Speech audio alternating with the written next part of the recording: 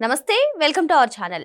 పేదల సేవల కార్యక్రమంలో పాల్గొన్నటువంటి నారా చంద్రబాబు నాయుడు గారు విపక్ష పార్టీ కాదు గొడ్డలి పార్టీ అంటూ వైసీపీ పైన విరుచుకుపడ్డారు. మరి ఒకసారి ఆలోచించుకోవాలి అంటూ ప్రజలకు కూడా విజ్ఞప్తి చేశారు. మరి ఈ అంశాన్ని ఎలా చూడాలి తెలుసుకునే ప్రయత్నం చేద్దాం. దీన్ని విశ్లేషించేందుకు మనతో పాటుగా ఉన్నారు టీడీపీ రాష్ట్ర అధికార ప్రతినిధి అప్పసాని రాజేష్ గారు.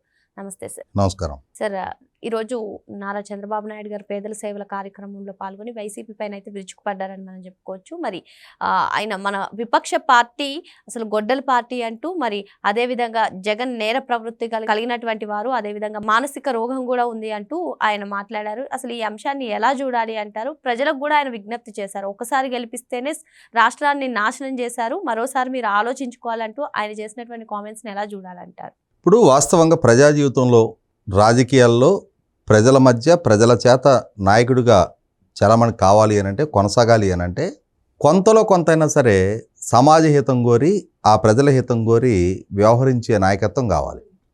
అలా కాకుండా తనకు అధికారం దక్కినాడు ప్రజలకు మేలు చేయలేక, తనకు అధికారం దక్కని నాడు ప్రజల మీద, రాష్ట్రం మీద, ప్రాంతం మీద కక్షపూరితంగా వ్యవహరించే వాళ్ళని సహజంగా విధ్వంసకారుడు అంటారు.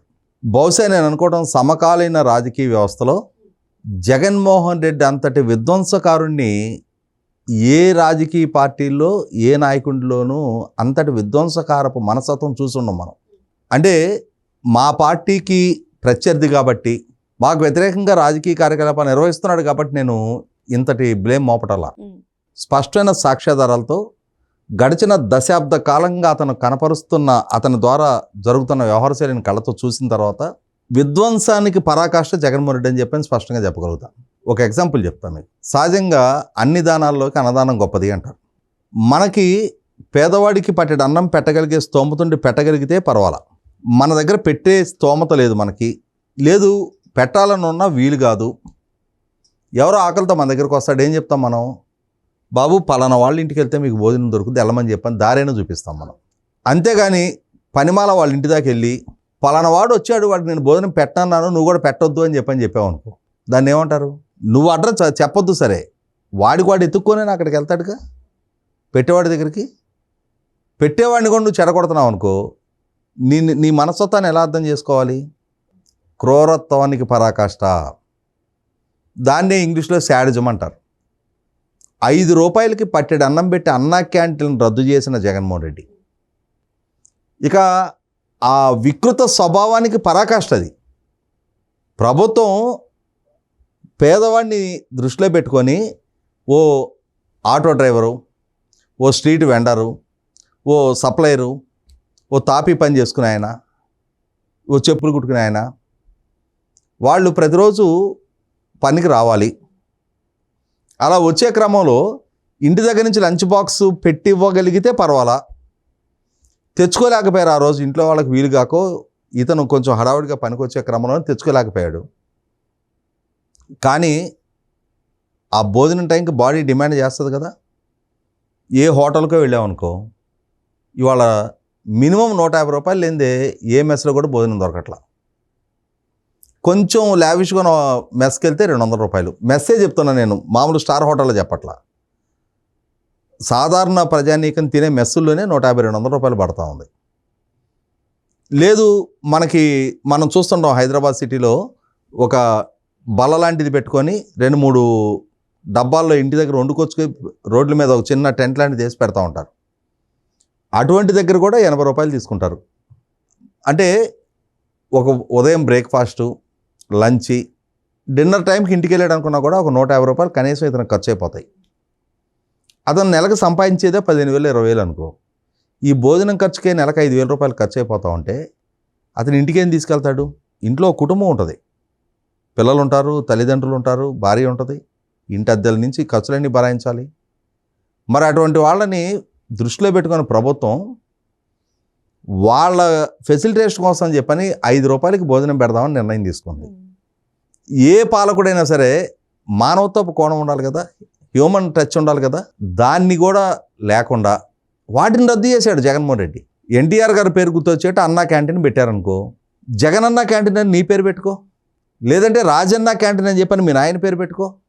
ఏదో ఒక పేరుతోటి పేదవాడికి పట్టి అన్నం పెడితే వచ్చే నష్టం లేదుగా. సార్ ఇక్కడ ఒక చిన్న అంశం సార్, పక్క రాష్ట్రమైనటువంటి తమిళనాడులో ఎవరు ఏ పథకాన్ని ప్రారంభించినా ఎంత ఇద్దరు ప్రత్యర్థులైనా మళ్ళీ అధికార మార్పిడి అయిన తర్వాత కూడా దాన్ని కొనసాగిస్తారని చెప్పి నేను విన్నాను.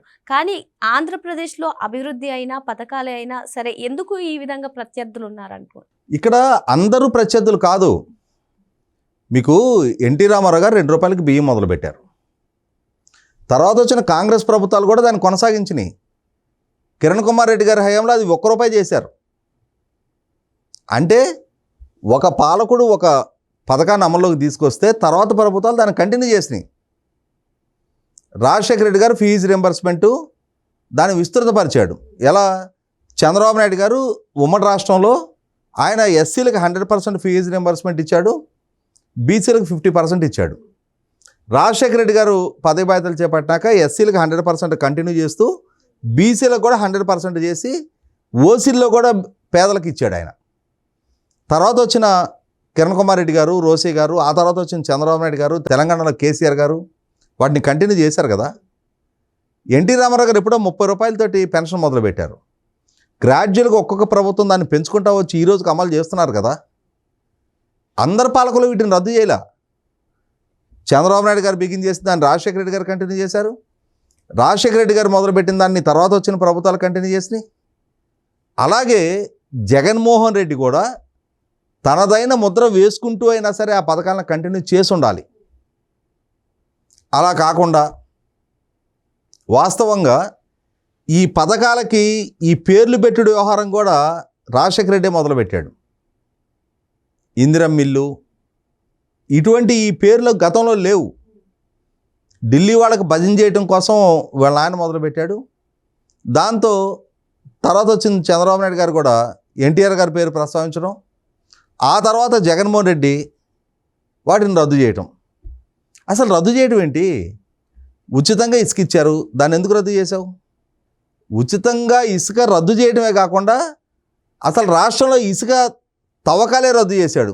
దాంతో కొన్ని నెలల పాటు భవన నిర్మాణ కార్మికులు పని పాట లేక వాళ్ళు ఉపాధి అవకాశాలు కోల్పోయి చాలా కష్టాలు చూశారు. ఇప్పుడు అతనికి తెలిసింది తాపీ పని, కార్పెంటర్ పని, ప్లంబింగ్ పని, ఎలక్ట్రికల్ పని. నువ్వు ఇసుక ఆపేసావు, ఏ పని జరుగుద్ది? ఇట్లా విధ్వంసానికి పరాకాష్ట. అక్కడితో ఆగాడా? అక్కడితో ఆగలా. హింసని ప్రేరేపించాడు. సక్రమంగా కొనసాగుతున్న పోలవరం పనుల్ని స్తంభింపజేశాడు. రాష్ట్ర రాజధాని పనులను నిలిపివేశాడు. దానికి ఆ నిర్ణయాన్ని ప్రతిఘటిస్తూ రాజధాని రైతులు వాళ్ళు నిరసన దీక్షలు చేపడితే వాళ్ళని బెదిరింపులకు గురి చేశాడు, వేధింపుల పాలు చేశాడు, కేసుల పాలు చేశాడు. ఎస్సీల మీద ఎస్సీ ఎస్టీ అట్రాసిటీ యాక్ట్ పెట్టాడు. పోనీ అయిపోయింది. ప్రజలు ఇతని వైఖరితోటి విసిగి వేసారిపోయి మొన్నటి ఎన్నికల్లో ఓడించారు. ఇవాళ నీకు అధికారం దక్కింది, ఎన్నికల్లో ఓడించారు. ఇవాళ మళ్ళీ ఎన్డీఏ కూటమి ప్రభుత్వం అధికారంలోకి వచ్చింది. ఇవాళ ఏం చేస్తున్నాడు? రాష్ట్రంలోకి పారిశ్రామిక సంస్థలు రాకుండా, రాష్ట్రంలో శాంతి భద్రతలు లేవు అని రాష్ట్ర బ్రాండింగ్ని దెబ్బతీసే ప్రయత్నం చేస్తూ ఢిల్లీ వరకు వెళ్ళి ఢిల్లీలో ఒక ధర్నా పెట్టి ఏం చెప్పాడు? నెల రోజుల చంద్రబాబు నాయుడు పాలనలో మా కార్యకర్తలు 36 మంది హత్యకు గురయ్యారు, 35 మంది ఆత్మహత్యలు చేసుకున్నారు, 300 మంది మీద హత్యాయత్నాలు జరిగినాయి, 560 ప్రైవేట్ ఆస్తులు ధ్వంసమైనాయి, 490 ప్రభుత్వ ఆస్తులు ధ్వంసమైనాయి అని చెప్పని ఢిల్లీ నేషనల్ మీడియా ముందు నానాయాగి చేశాడు. నేషనల్ మీడియా వాళ్ళు జనరల్గా మరి వాళ్ళు క్యూరియాసిటీ ఉంటుంది కదా, వాళ్ళు విలేకరులే కదా, వాళ్ళు అడిగారు, mister Reddy you are saying that 36 men of your party volunteers were murdered, can you specify those names who were deceased అని అడిగారు. చనిపోయిన వాళ్ళ పేర్లు చెప్పగలవా అని అడిగారు. నువ్వే చెప్తున్నావు కదా 36 మంది హత్యగాంపబడ్డారని చెప్పని. ఇంకంతే తటాపట సర్దుకొని తాడేపల్లి వచ్చి పడ్డాడు. ఎందుకంటే గాలి కబుర్లు, గాలి ఆరోపణలు.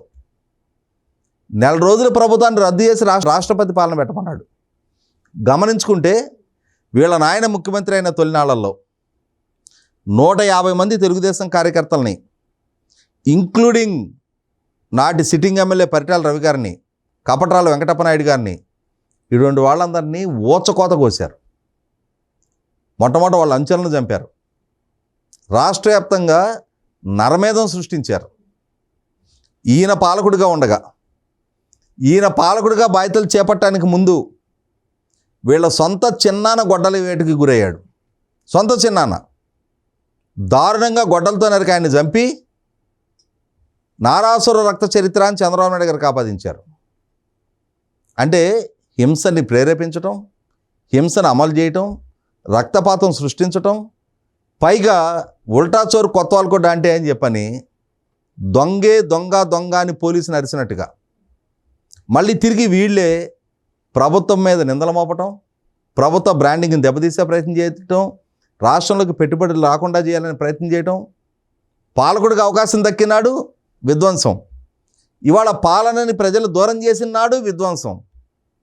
ఇటువంటి విధ్వంసకారుడు, ఇటువంటి విపరీత ధోరణి కలిగిన మనస్తత్వం కలిగిన వ్యక్తి రాజకీయాల్లో, ప్రజా జీవితంలో చట్టసభలకు ఎన్నిక కావటం, పాలకుడిగా బాధ్యతలు చేపట్టడం అనేది 100కి 100 పాళ్ళు ఆ రాష్ట్ర ప్రజలు చేసుకున్న దౌర్భాగ్యం.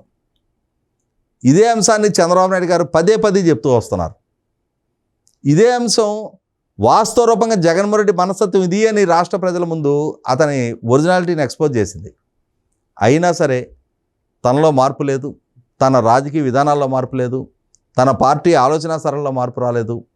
నాయకుడిగా అదే ఉన్మాదాన్ని, అదే విధ్వంసపు ఆలోచనల్ని అతను అమలు చేస్తున్న క్రమంలో ఇదే అంశాన్ని ఈరోజు మా నాయకుడు చంద్రబాబు నాయుడు గారు కూడా మరొకసారి రీట్రేట్ చేశారు. మరో అంశంతో మళ్ళీ కలుద్దాం. Thank you sir.